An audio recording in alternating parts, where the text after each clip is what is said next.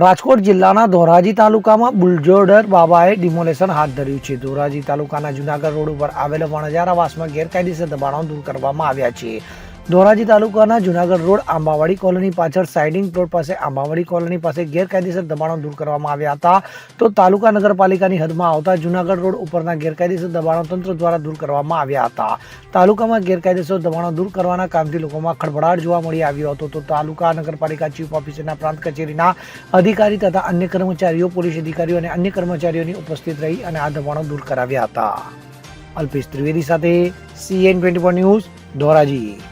હવે જુઓ દેશ દુનિયાની તમામ ખબરો તમારી આંગળીના ટેરવે. ઉઠાવો મોબાઈલ અને ગૂગલ પ્લે સ્ટોર પરથી ડાઉનલોડ કરો અમારી CN24 ન્યૂઝ મોબાઈલ એપ.